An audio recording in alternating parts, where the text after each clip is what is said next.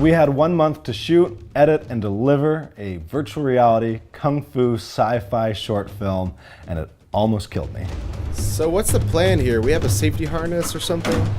I thought it all through, and it's gonna be super safe. I'm just gonna hang off the side of this building. I got a bad feeling about this. Man who would jump over building, jump to conclusion. What we wanted to do is we wanted to give people an experience that was different from anything that they'd seen before. We said, all right, well, what if we do a first-person experience in VR, but now you get to be the hero? So virtual reality is the art of making virtual stories while trying to keep people from puking up their lunch. The biggest part about virtual reality is creating a stable world for your person to live in. So if you just move slowly straight forward, that's pretty easy for the eye and the brain to digest.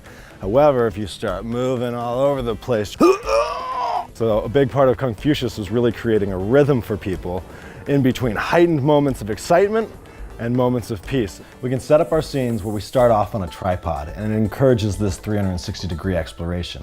And then, as the audience focus comes back to center, we start to dictate where we want them to look.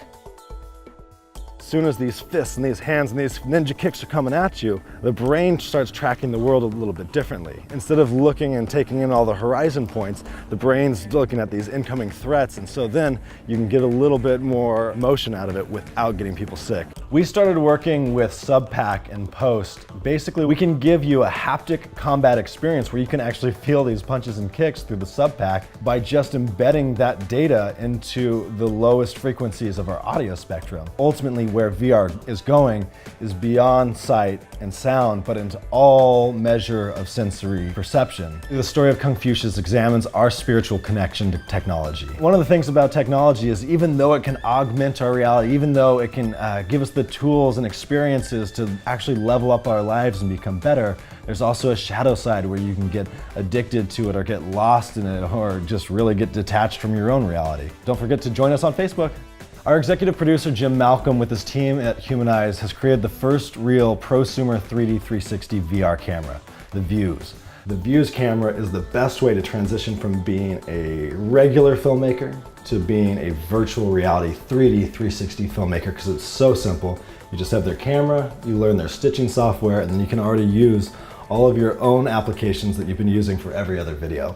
Adobe Premiere, Adobe After Effects, they've already incorporated headset technology, so I can literally edit and then instantly view inside a headset, which is amazing.